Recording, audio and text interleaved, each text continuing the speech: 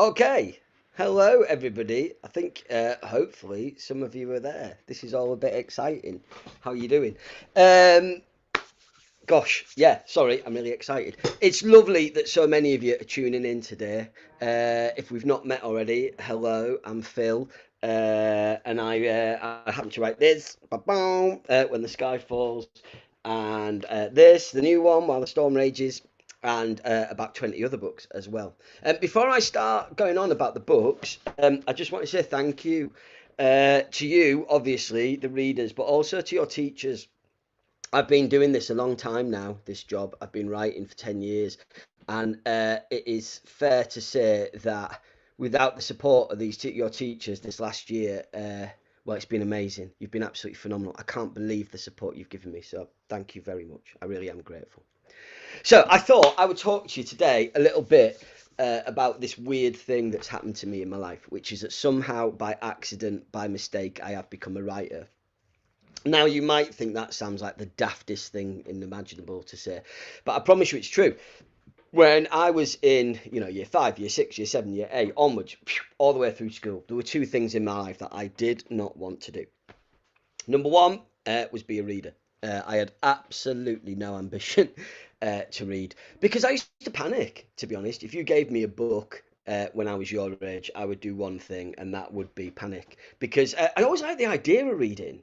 I thought books were beautiful objects, and I was always kind of seduced by the covers and the blurb. But when I opened it up, it always looked the same. It just used to look like that. And it was too much for me. When I thought about the number of pages that I would have to read of these walls of words, it simply felt too much. I didn't have the confidence, I didn't have the self belief, and I just don't think I had the interest either. There was a football outside that needed kicking. And so I didn't do it. I just didn't do it. And as a result, I got all the way through school believing that I wasn't what was used to be called a proper reader. But my point to you today, and this is where your teachers will back me up because they're magnificent human beings, is that reading, my friends, does not have to look like this. And for me, it did not look like this growing up. And I was a reader. I just didn't realise. But what I used to read, I'll show you my favourite thing to read when I was your age, was this beautiful thing. So this is Roy of the Rovers. This is a 32-page comic just about football, and this used to come through our letterbox every Monday. This one was the 17th of October 1981. Can you see how much it cost? 16p. Can't even get like half a Freddo frog for that now. But this to me was heaven because it was 32 pages of comic strips just about my favourite thing in the world, which is, of course, football. Football is my favourite thing in the world, and the only thing I ever wanted to do with my life was play for the greatest football team the world has ever seen, which are Hull City. Correct? Correct. Good. But something awful and tragic and sad happened to me when I was about 13, 14 years old, which some of you may know about already, which is that I developed a lifelong addiction to frazzles, which are, of course, simply the greatest salty snack known to man. There is no better tasting thing in the world than a frazzle. The only problem with a frazzle, let me tell you, is that there aren't enough of them in a bag. On average, scientifically proven, 12 and a half frazzles in a bag. What is the point in that? There should be at least 40. Anyway, I ate so many frazzles that it ended my football career stone dead because literally I was so out of shape I couldn't run a bath without getting out of breath, never mind up and down a football pitch. And as a result, even Hull City didn't come calling. So Mondays was the most important day of the week because this came and it was my comic just about footy. But the only problem was I was never allowed to read it first because I have, unfortunately, an older brother. Now, any of you that have an older sibling, I'm really sorry about that because, as you know, they are put on this planet for one reason alone, which is to make your life a living hell every day of your life. And my brother was awful with this because he wanted it first. So when he heard the postman deliver it, he would throw me to the floor and kick me in the ribs and leave me there bleeding and battered because he wanted it first. And so for the next 6 days, he would tease me with it. And all I wanted to do was read it because it was this beautiful marriage of words and pictures together on the page. And it didn't make me feel unintelligent. I could get through this. I could follow the story. It excited me. It made me feel like reading was something I could do. But in them days, like when I was at school, it was like the 1970s and 1980s, and the dinosaurs were still walking the earth, and teachers were different. And they used to say, no, that's not proper reading, Phil. You need to be reading this if you want to be a proper reader. So my point to you today is don't worry about novels if you find it too difficult. There are other things that you can be reading. You know, now I love cinema. Going to the cinema is one of my favourite things. I buy Empire magazine every month, and it's a 200-page magazine about films, and that is still reading. Now, like you can read, I mean, comic books are so much easier to get hold of. If I'd have had like Lushkin or Bunny versus Monkey when I was your age, it would have been a joy because it still looked like a book and felt like a book, but it didn't look like a book. But this is still reading. Just because something has pictures in it doesn't mean it's not a proper book. It absolutely is. The important thing is that you find that book that you love and surround yourself with as many of them as you can. And if all you do is read comics for the rest of your life, that's absolutely fine. I'm 48. I still really struggle to read novels. I find them difficult. So I tend to still read graphic novels and books for people your age because for me they're the greatest stories. So I didn't write as a young person. If I wasn't reading, then I'll reading novels anyway. I certainly wasn't writing. The only writing I did, right, when I was a teenager was for all the wrong reasons. When I was about 14, I suddenly discovered something new in my life that wasn't football or frazzles. It was these things called girls. You might have heard of them. And I realised that girls were the single greatest thing on the planet, and I just wanted one of them, just one, to notice me enough to ask us out. And so, with that in mind, I joined a band at school. I joined a band when we were either the greatest rock band in the world ever or the worst. I'll let you decide in your imaginations which one of the two it was. And I was a singer in this band, and I thought if I write songs, if I write these beautiful songs, these heartfelt poems about how amazing girls are, that one of them, just one, would think I was all right enough to ask us out. Do you think that came true? And I'm imagining that you're all shaking your head because no, of course it didn't come true because they were terrible. And I can tell you they were terrible because they're in this book, right? This is my notebook from when I was 14. I found this when I moved house about 5 years ago. And I'm not going to open it too close to the screen because I don't want you to be able to read clearly what's inside. Because these were my song lyrics that I wrote when I was 14 to 16 years old. And my friends, they are awful. They are terrible. They are dreadful. Never ever think that writing a song for a girl is going to impress them because it will not. Girls, young ladies watching this, if a boy writes you a song in the next 10 years, run for the hills. Teenage boys are awful, terrible people. So I got to the age of like 26. Still didn't think I was a reader, although I was, and certainly didn't think I was a writer. I don't think I'd even written a shopping list by then. But at the age of 26, I got a job in a bookshop just to pay the bills because I wasn't earning a lot of money. And I was made to work in the children's department where nobody else wanted to work because it was always the hardest to keep tidy. And what happened was the lady that ran that section said to me, Phil, if this is going to work, you need to read the books for young people. So when they come into the shop, you can shove it into their hands and say, this book's brilliant, give it a try. And that lady gave me a book to read, and I promise you, this book changed my life. And it's a book that you might know because I know a lot of year sixes and year sevens study it at school. And that book is this. It's Holes by Lewis Saka. I hope you are punching the air in delight because for me, this book is perfect for so many different reasons. Firstly, because it's short. Look at that. 230 pages, that's it. But it covers 250 years of history.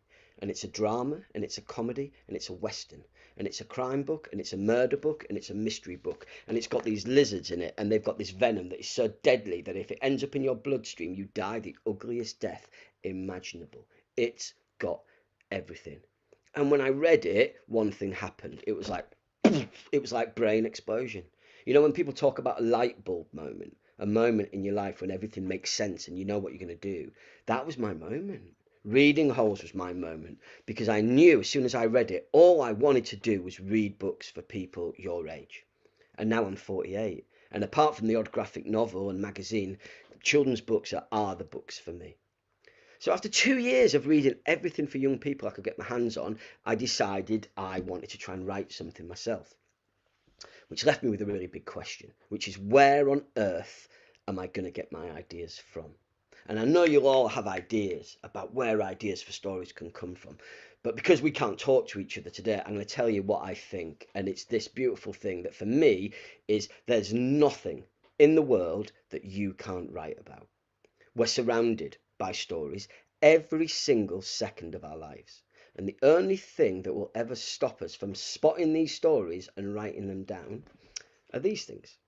And most of us have them, unfortunately. And if you are anything like me, you will walk down the street every day doing this with your head in your phone, texting, tweeting, some of us are TikToking, I don't even know what it is. But, if you put your phone in your pocket for half an hour every day as you walk down the street, I promise you, you'll spot these stories waiting for you to write down. We're surrounded by them. And I can sum up for you why writing is magnificent in one word. And that word is playtime. Now, if you're watching this from junior school, you will probably still have playtime twice a day. And for me, that was the greatest time in any school day. I used to sit there on the edge of my chair with my coat tied round my neck, waiting for the bell to go. Because when that bell rang, I would leg it into the playground and pretend to be Superman or Captain America or Batman or whichever superhero I wanted to be. Now, as you get to secondary school, it changes, doesn't it? It becomes a bit more rubbish because they don't call it playtime anymore. They call it break. And it's not the same. You stand around with your mates and you chat and you might catch up with a bit of last minute homework, but you don't have playtime. And then you become an adult, and that's when it really stinks because, as your teachers will tell you, being an adult is pretty rubbish because you have to get these things called jobs, and then as soon as you get a job, playtime disappears, except for when you're writing. When you're writing, I promise you, when I sit here in my study like I am today and I open my laptop, I feel like the bell's just rung again. I feel like I'm 7 years old and the bell's just rung and I feel like my coat is round my neck and I've run into the playground. Because when I'm writing, there's nowhere I can't go. There's nothing I can't do. There's no world I can't create. There's no person I can't pretend to be. And there's no adventure that I can't go on. And for me, they are 5 magnificent reasons to write. Playtime. It's all about playtime. So I thought today I might talk you through just a few of the places where I get my ideas for stories from. So let's start. I'm just going to share my screen. Bear with me. I'm not very good at the tech, but I think I can make this work. Where is it? There it is. Okay, so this. Your teachers, again, because they are good human beings, they will often say to you about writing, don't steal other people's ideas. Have an idea of your own. And I would say, no, teachers, I know you don't mean it anyway, because you call it magpieing, don't you? This idea of taking other people's ideas and extracting them and putting them in your own story. But yeah, you are fine to steal other people's ideas, always, within reason. So this book here on the screen, Danny Champion of the World. For me, this is the greatest Roald Dahl book there is. And it's not got a BFG in it. It's not got Willy Wonka or Oompa Loompas or a Fantastic Fox. It's a really simple little story, isn't it? About a boy who's got a dad. And this boy thinks his dad's the greatest dad in the history of dads ever. And his dad's got a secret. His dad's a poacher. When everyone else is asleep, he steals away into the farmer's field and hunts down these birds called pheasants. And really, in essence, that's what that story is about. Now, I didn't read this when I was your age. I read it when I was like 38. I read it to my son, Albie. And we read it at bedtime every night. And when we finished it, I felt sad because I thought I'd never experience again what it's like to read that book for the first time. But what I realised was I could take everything that was great about Danny Champion of the World and give it a twist, write my own version of it. So that's what I did. I started to think about the things that I loved in life. Because when you're writing, always write about things that you are passionate about. Because that's how you write the most exciting story. Writing something that you're not interested in, I promise you, your readers aren't going to be interested in it either. So I thought, okay, I love footy. I didn't want to write about footy. Didn't think I could write about frazzles. Wasn't ready to write about a girl. So what else did I like as a kid? Oh yeah, I love these guys more than anything. These beautiful specimens of humankind. So the guys at the bottom left, the 2 guys in the bottom left who look like they spend 17 hours a day in the gym and 7 hours a day on a sunbed. They are American wrestlers. Hulk Hogan, the Ultimate Warrior, my favourite wrestlers of all time. But believe it or not, when I was like 7 or 8, I couldn't watch American wrestling on our telly because we only had, count them, 3 TV channels. Can you imagine? No Disney Plus, no Prime, no Netflix, no Net TV, nothing. All we had was BBC One, BBC Two and ITV. So every Saturday afternoon, the only wrestling I could watch was British wrestling. And that's where the other 2 guys come in. The guy on the right with half a dead sheep on his back, that is Giant Haystacks, the greatest bad guy wrestler that ever lived. And the guy top left was even more famous. The guy with the Union Jack waistcoat on was a guy called Big Daddy. But look at the state of them both. You know, the two at the bottom left look like they, spend most of their life in the gym. The two British guys look like they spend quite a bit of time in KFC and McDonald's, let's be honest. And that's fine, that's their lifestyle choice. And they were mega famous. Big Daddy couldn't walk down the street without getting mobbed, but he didn't have a super cool wrestling name like John Cena. His name was Shirley. Shirley Crabtree. How is that possibly a great name for a wrestler? But it reminded me, when I started thinking back about wrestling and how much I loved it, that it made me laugh and it made me excited. And it was like watching a really great action-packed film and a comedy at the same time. And I thought, hang on, this is what I can do. I can write my version of Danny Champion of the World, but set it in the world of wrestling. And so that's exactly what I did. I sat down every day and I wrote 500 words, Monday to Sunday, until I had, 10 weeks later, a first finished draft of Demolition Dad. And really, this book is very similar in themes to Danny Champion of the World. But Dad isn't a poacher, Dad is a wrestler. Not as many pheasants and a lot more spandex. But you can take other people's ideas and give them a twist of your own, and it's absolutely fine to do that. I thought I would next talk to you a little bit. Oh, before I go on, let me just say as well, if I know you guys are all watching this on YouTube, so if you would like to ask me a question that I can answer at the end, just to the right of the screen, you will see a chat function. If you would like to pop in some questions there already, you can absolutely do that, and we'll do question and answers at the end. Okay, let me talk to you about this book, because this book has just been, for me, wow, just like the biggest adventure I've ever been on. This was my 20th book in my 10th year as a published writer. But the only reason I could write this book was, it all comes back to that idea of being surrounded by stories. Because I think it was about 8 or 9 years ago now, I was on holiday with a friend who told me a story about his dad. My friend Pete, right, he's in his 80s now, so he was growing up during World War II. And his dad wasn't allowed to sign up to be a soldier because he had chronic asthma. So instead he was part of Manchester's Home Guard, which meant every time the air raid siren rang in Manchester, his dad had to grab a rifle and leg it as fast as he humanly could to Bellevue Zoo in Manchester. And when he got there, he had to sit outside the lion's cage all night long, no matter what the weather, with the rifle trained through the bars of the lion's cage. Why? Because if the Nazis dropped a bomb and it landed on the lion's cage and exploded and blew out the wall to the cage, his dad's job was to shoot the lion before it went on the rampage. And that kind of blew my mind a little bit, because before that, when I thought about World War II, I'd think about the Dunkirk invasion or the Normandy landing or the bomb at Pearl Harbor or the Hiroshima bomb, these big moments in world history. But the little moments as well can be just as dramatic. What if that lion had got free? If it had got free and it was hungry and scared, it could kill dozens, hundreds of people in minutes.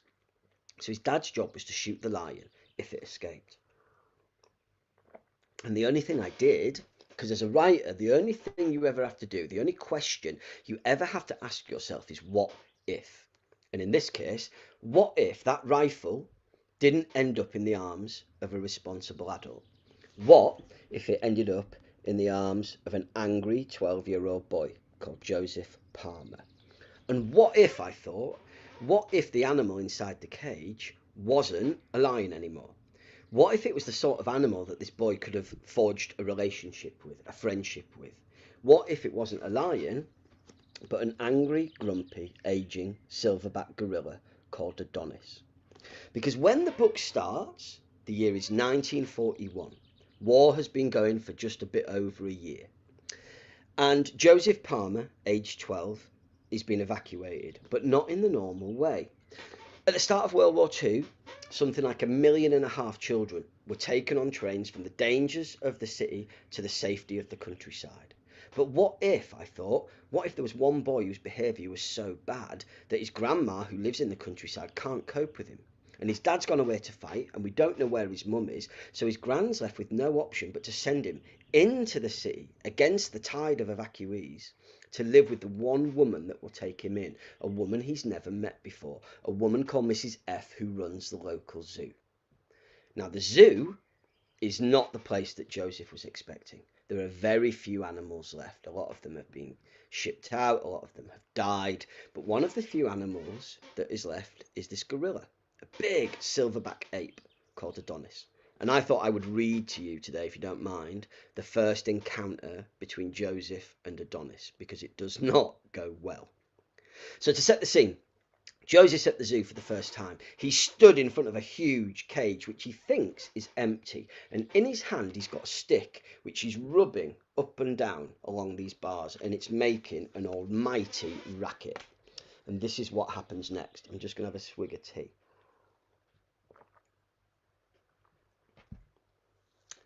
The echo of the metal was a pleasant noise. It was almost musical. And Joseph enjoyed how the stick bouncing off the bars sent shudders up his arms and across his chest. He reached the end of the cage, spun on his heels and started to re-walk its length, repeating the process, ignoring Mrs. F's second warning. But as he reached the middle of the cage, he felt the world spin on its axis. There was no warning, no siren, just a tsunami of movement and an ear-splitting noise. Something crashed against the bars, ripping the branch from his fingers and sending him skittering backwards in shock. The chaos didn't stop. Whatever was inside the cage continued to throw itself against the bars, long, hairy arms reaching through, clawing for the boy as he scuttled away. It was a monkey, he thought. No, it was bigger than that, way bigger and angrier too. Angry enough to push Mrs. F into action, moving towards the bars as Joseph dashed from them. Through gasping breaths, Joseph watched her walk slowly closer, arm outstretched, hand open and flat, but her head lowered, never once making eye contact with the monster inside. What was she doing? It'd rip her apart. She was mad. Mrs. F, though, appeared to be completely in control. As she neared the cage, her pace seemed to slow even further, and she started to talk. Well, make noises, really. She reached the bars, a matter of inches from where the animal still rocked agitated, and let herself slide down them until she was in a crouching position. Slowly, with her head still down, she took a carrot from her pocket and pretended to eat it. The animal watched her, its movements slightly blunted. She pretended to take another bite and then a third, and then almost in slow motion allowed her arm to reach through the bars, the beast's hand brushing hers as he took the carrot from her grasp. And then nothing. The carrots lasted seconds, and before he'd even finished his final mouthful, the creature turned and stalked into the shadows. Mrs. F stood too, shaking the stiffness from her knees. "Don't worry," the woman said. "Adonis takes some getting to know.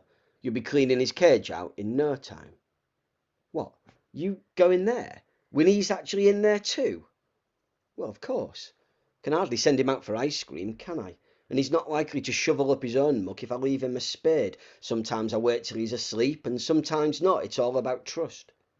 "You won't catch me in there," Joseph mumbled.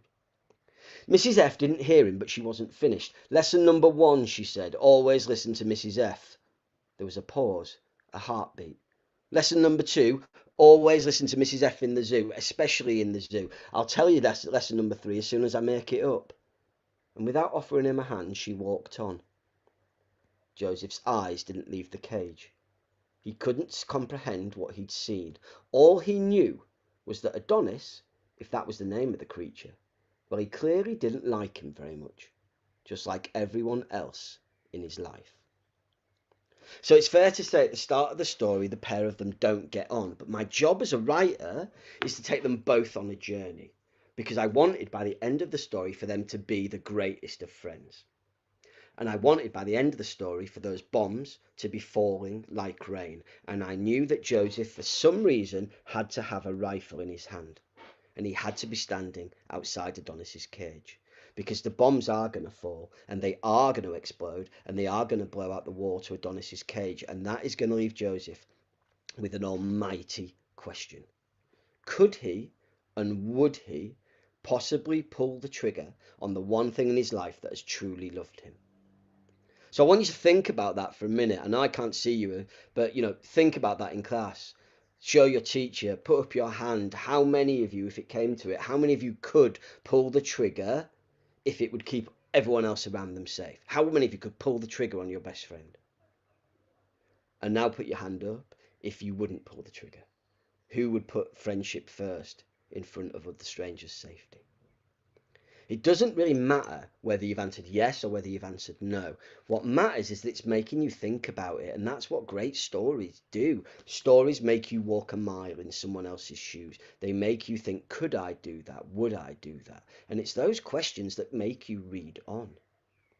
So why don't I tell you just quickly as well about the new book? Because While the Storm Rages came out last Thursday, and it's not a sequel to When the Sky Falls, although there are mention of a couple of sneaky characters from this book in this one. But I couldn't have written While the Storm Rages had I not written this first book, because while we were editing While the Storm Rages, my editor Charlie, who's a bit like my teacher really, she takes my work and she helps me make it better. She said to me, okay, Phil, be careful here because you've got too many children with pets, and don't forget what happened to pets at the start of World War II. And I didn't have a clue what had happened to pets. I had no idea. So I went away and I started to have a look on the internet about what it meant.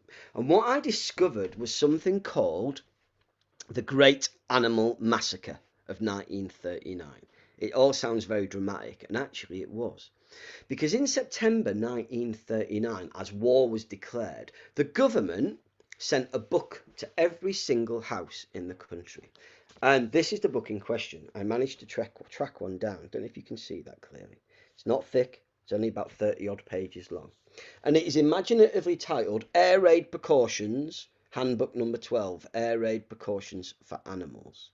And basically what it said inside was this: it is not going to be safe for your pets. Bombs are going to be falling, there will be flames, there will be smoke, there will be gas, there will be debris, it will be chaos. There won't be enough food to feed the humans, never mind the animals. So unless you can evacuate your pets in the same way that you would your children, you should have your animals put to sleep. What a terrifying thought. And the content of the book are so scary. I hope you don't mind, but I do want to show you. I think it's important that I show you some of the slides, some of the pictures that are in there. Let me just flick through this quickly so I can let's just flick through. Sorry. So there's the front cover, air raid precautions for animals. And then if you flick even further into the book, you'll see slides like this. Those little dots, those arrows are crosshairs showing you where you should shoot the animals. There were even inside like adverts showing you which pistol you should buy. And as a result, my friends, in 1 month, in 30 days, September 1939, 750,000 animals were put to sleep. Stop and think about that for a second. How terrifying. Because when you read about about World War II, what you learn is that in the 5 and a bit years that the war was running, about 375,000 British soldiers died. So that means twice the number of animals died in just 30 days. And people were scared. People listened to the government. People didn't know what it was going to be like. When we think at the moment, it's horrible what's going on in Ukraine. And I know a lot of us, me included, have felt quite scared about everything that's going on in Ukraine. But imagine if that war was happening around you, physically around you. It must be incredibly scary. And as a result, because of this book, so many people had their animals put to sleep. And as soon as I read that, I thought there is a story in there for me to tell. And the only question I need to ask is that same question that I had when I wrote all my other books. What if? What if there was one boy who received this book, and what if there was a boy who said, no, I'm not going to do as I'm told? Because Noah, the hero of our story, 2 weeks before this book arrives, his dad marches off to war, and he makes his dad a promise. In chapter 1, his dad says to him, right, Noah, you're the man of the house now, and I need you to keep everyone safe. If you can keep your mum safe, if you can keep yourself safe, and if you can keep Win, Our dog, this is beautiful Win, who's based on my two dogs, Nancy and Lenny. If you can keep them safe, then I'll be all right. I'll be bulletproof. I'll come home from war fine. And Noah says, I'll do it, Dad. Anything to keep you safe. Fast forward 2 weeks. Dad's gone off to war, and this booklet drops through their letterbox. And Mum says to Noah, we've got to have Win put to sleep. And that terrifies Noah. Because if he does that, then his dad, in his mind, isn't going to be safe. It means there's a chance his dad won't come home from the war. And Noah decides to say, no, I'm not going to do it. And because he's a rather impetuous lad, he decides he's not just going to try and save his own animal, but every animal he can find. So with the help of his best mate Clem and the school bully called Big Cole, they round up these animals, including cats, dogs, rabbits, kittens, a donkey in a sun hat, and a 20-foot python called Delilah. He piles all these animals onto his dad's boat. Well, I say it's a boat, it's more like a rust bucket, to be honest. And they decide that they're going to sail down the River Thames with all these animals on board. Because they've heard about a woman, a duchess, who was based on a real person called Nina Douglas Hamilton. And when war broke out, Nina Douglas Hamilton said, don't have your animals put to sleep. She was a distant relative of the Queen. She said, don't put them to sleep. Come to me. Come to my big estate and I will give your animals a home. So Noah and his friends decide to nick his dad's rust bucket of a boat and sail it down to where this duchess lives. But the problem is the boat is not seaworthy. It is a nightmare, and within a day and a bit it's on fire. It is so overheated that flames are licking through the deck, and Noah and all his friends have to scamper onto the grass and get all the animals to safety, and they manage it. But then they realise they haven't, because they've managed to leave on board one very important pet, the 20-foot python called Delilah that belongs to Big Cole. And it's in a sack, and it's on the deck, and that deck is slowly burning. And Noah does something incredibly brave, but incredibly stupid. He runs back on board amongst the flames, and I thought I would tell you what happened next. At that moment, surrounded by fire and smoke and the remains of his dad's beloved boat, Noah wondered if his impetuousness had finally caught up with him. The power of the flames seemed to be shrivelling his skin, and no matter which way he moved, it worsened. The smoke, too, was thick and acrid, making him hack so hard that he thought his lungs would burst. And with watering eyes, it felt impossible to see. "Delilah!" he yelled, though he had no idea why. The snake was hardly likely to call back. In fact, he only found the sack by accident, tripping over it as he groped instinctively. As his feet made contact with the Hessian, he felt the lump inside it kick back. Was she trying to bite him? No, wasn't scared, just relieved. Relieved that Delilah was still alive, because if she wasn't, then he had no doubt Big Cole would kill him as well, regardless of who was to blame. The next problem was how to get both the sack and himself off the boat. The flames were so incessant now, so high and vicious that Noah had no idea which way the gangplank lay. He strained into the fire, trying to get a view of something, anything that offered help, even if it were a glimpse of the river on the wrong side of the boat. But it was fruitless. All he knew was that he was surrounded, and the only thing he could do was take a guess and hope for the best. As he tried to lift the sack, he realised the next of his problems. It was too damned heavy. How Big Cole done it? He'd carried it halfway across London and back, so surely Noah should be able to lift it. What was wrong with him? He tried, again and again and again, but whilst he might have raised it past his knees, he simply could not get the leverage needed to hoist it onto his back. Once more, he thought, one more try. But as he strained, a new flame erupted from below deck, throwing Noah onto his front and onto the sack, causing Delilah to hiss through the Hessian. Noah screamed. Couldn't help it. How long did he have? It wouldn't be long, seconds maybe. So if he was going to do this, it had to be now. Now! He pulled himself to his feet and planted them either side of the sack. Where the idea had come from, he'd no clue. He just knew that if he couldn't carry the sack, then he had to at least try and throw it. He'd seen athletes do it on the cinema newsreel. Those Scottish hammer throwers, veins practically exploding from their necks as they cast the lump of iron further than was humanly possible.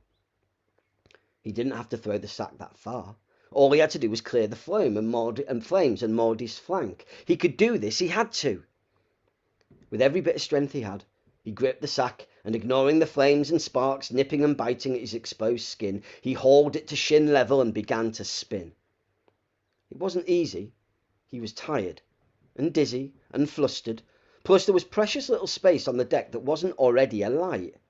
His lungs burned, as did his skin, but he didn't stop. He couldn't, he daren't. All he could do was build every bit of momentum he had until, dervish-like, he spun so hard that his arms and the sack were at a right angle to his body. He had no idea if he had enough momentum, not to mention strength left in his body to do what he needed to do. He had no idea if Delilah could possibly survive the shock of what he was about to do, or even the sudden drop in temperature, but he couldn't think about that. He was simply giving the animal the best chance of survival that he could. This was it, the moment, do or die. And so with one final spin and a cry that rumbled deep from the depths of him, Noah let go, and the sack and Delilah went flying. And if you want to know what happens next, you'll have to read on. So I think that's it. I think that's everything I've really kind of got to say. Let's summarise. First of all, let's talk frazzles, because they are, as I say, the greatest snack known to man. Don't eat too many of them. I reckon half a dozen bags a day is probably enough. Any more than that is greedy. Secondly, don't write songs for girls thinking it's going to impress them, because they will be just as bad as mine probably. In fact, they'll probably be better than mine, let's face it, but it's not going to impress them. Don't do it. Find the books that you love, and don't forget, books don't have to look like this. They can look like this. You can read with your ears as well as your eyes. You can download stories. You can read comics or magazines or papers. Stories. There's so many different ways that you can read stories. And finally, as you walk down the street every day, just stick your phone in your pocket for half an hour every day, and you'll spot these stories waiting for you. And when you find them, remember, it's playtime. When it's playtime, there's nowhere you can't go. There's nothing you can't do. There's no world you can't create. There's no person you can't pretend to be, and there's no world, adventure that you can't go on. So thank you ever so much for listening. I will go and just bring up the web page now, and we'll have a look at some questions if we can. Okay. Oh gosh, there's a lot of you watching. That's really lovely. Thank you. Okay, so hello St Bride's, Primey in Belfast. Hello Kirsty from Leeds SLS. Hello Mrs Robertson. Oh my gosh, there's so many of you. Amazing. Wow, amazing. Okay, let's find some questions. 5EB in Bude Park said, what inspired you to become an author, and is it fun? And that's in Hull, where I'm from. Amazing. Hello Bude Park. It was reading Holes. It was reading that book, and then reading, like, Skellig by David Almond, and Series of Unfortunate Events by Lemony Snicket. They were the things that made me want to be a writer. And is it fun?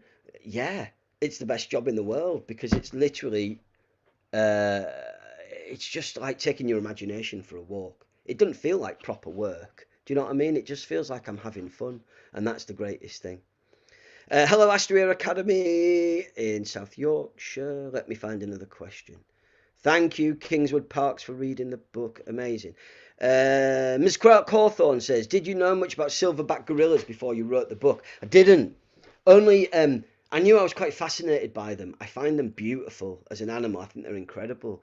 And so when I research, I tend to use videos and films a lot. So I went away and watched things like, there's a film called Gorillas in the Mist with Sigourney Weaver in it. I watched a load of old David Attenborough footage. I watched the most recent Planet of the Apes films. And also I watched a lot of things on YouTube. There were a lot of examples of children falling into gorilla enclosures in zoos, and being saved by the silverback. Some of the other monkeys would try and get to the kid and hurt them, but the silverback would, like, stand guard over them. And that really helped my research when I was writing about them. I just think they're beautiful, beautiful creatures. Miss Kirkham says, what inspired you to write While the Storm Raged, and how long does it take to write a book? Well, it was this little booklet that inspired me to start writing it in the first place. And in terms of how long it took me, this book's about 70,000 words long, I think. So the first draft took me about 6 months.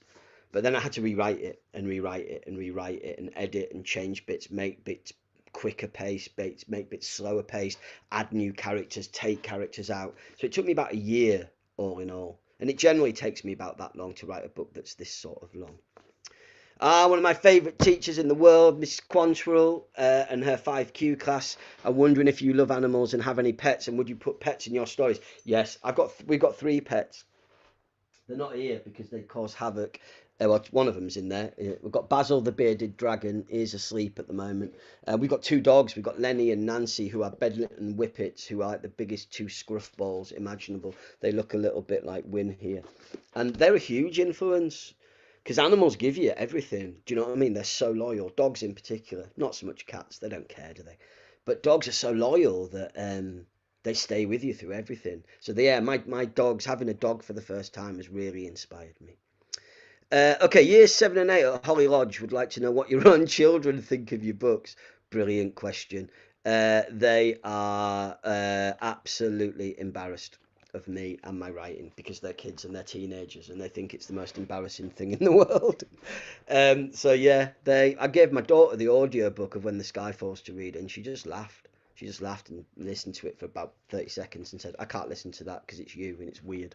So maybe they are proud deep down, but they don't tell me. It's fine. Okay.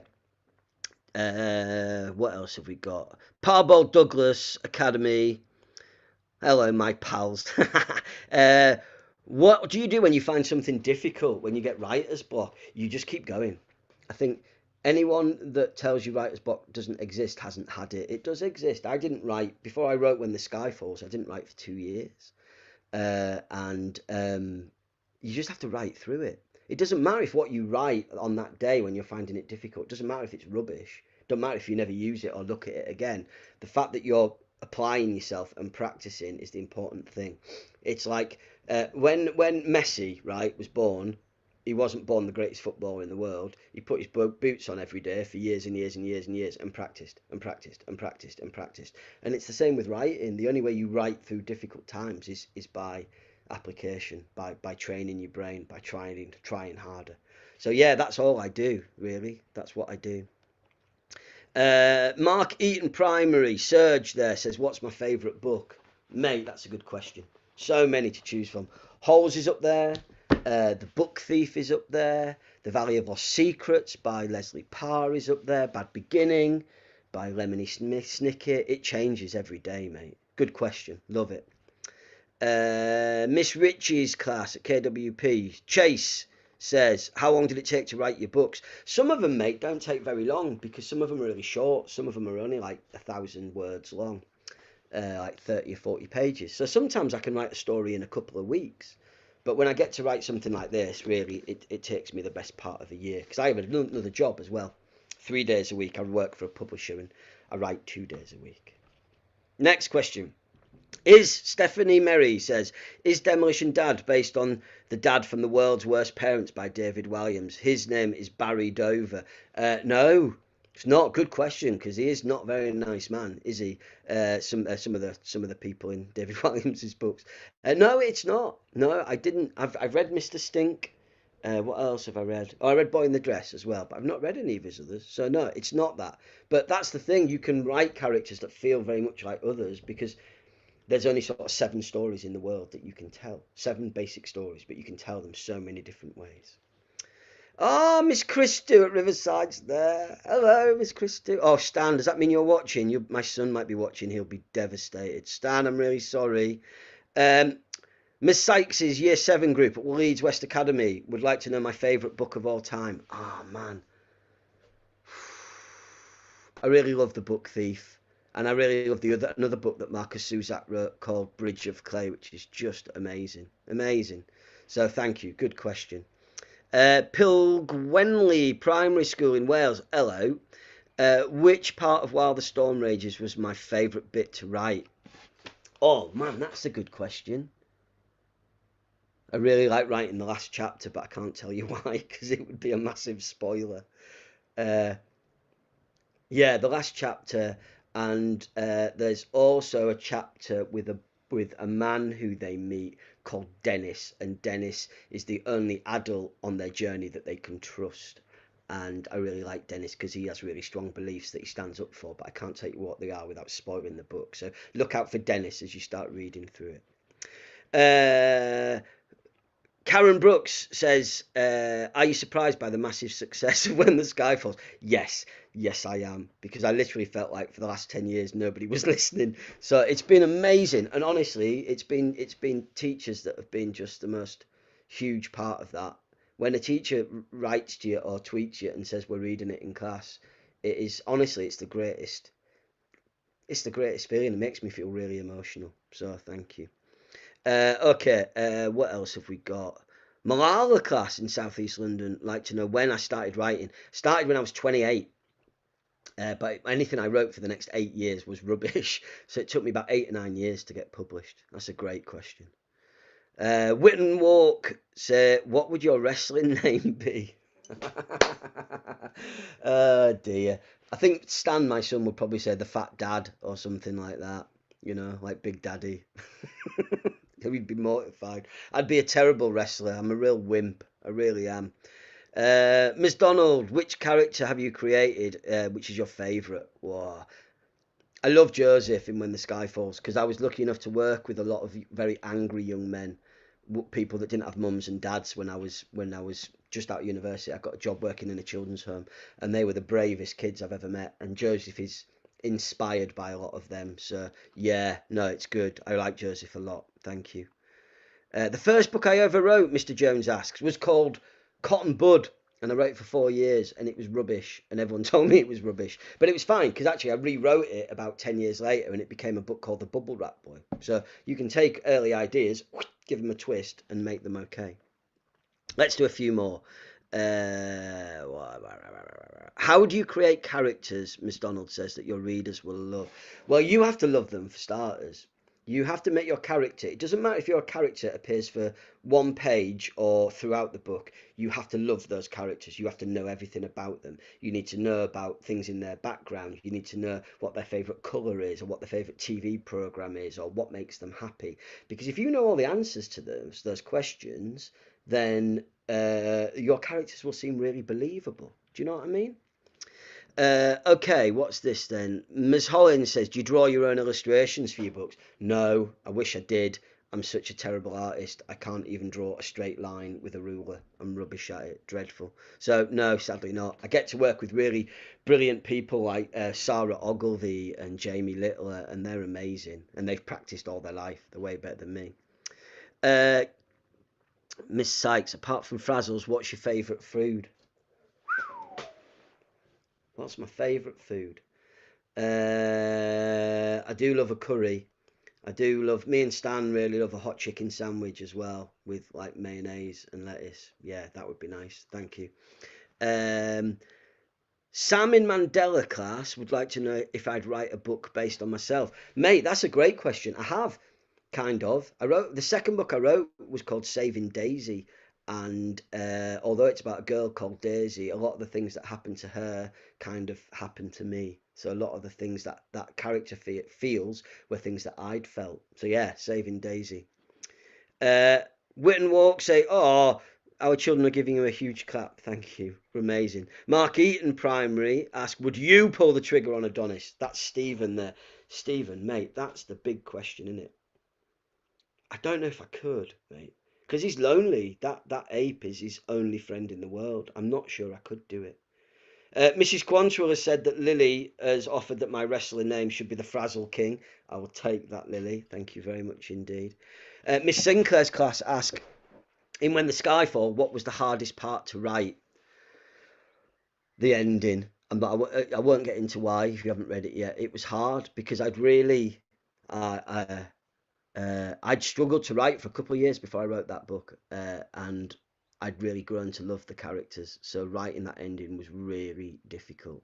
And when I had to go and read the audiobook version of it, it was quite difficult to hold myself together. Great question. Let's do three more and then we'll finish. Okay. Miss Robinson's class. Amy asks, how many books have I written? I've written 22, and I've got another two coming out next year, I think, and then I think another two the year after. So I'm closing in on sort of 30. Isn't that crazy? It's amazing.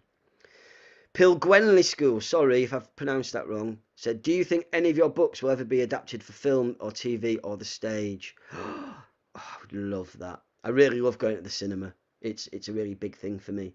So yeah, I would love it if they made a film of like When the Sky Falls. That would be really special. There's a film script for Demolition Dad, which people are trying to make, which would be amazing. But I don't know if it'll ever get made. Who knows? But I would really love it.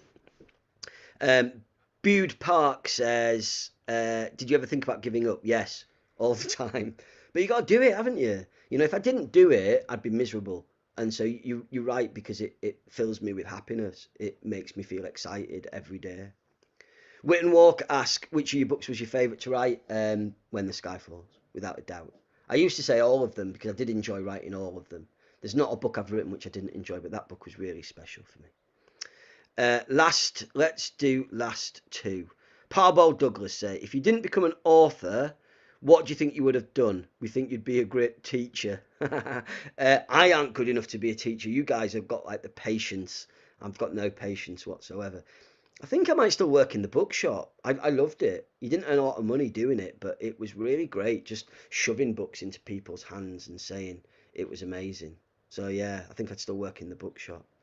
And finally, Daisy in Mandela class would like to know, will I write a poetry book or will I write about dogs again? And Ethan asked, what will your next book be called? Okay, let's do those three then. Will I write a poetry book? No, I don't think so, mate, because my poems, as I've told you already, are terrible. No one wants to read those.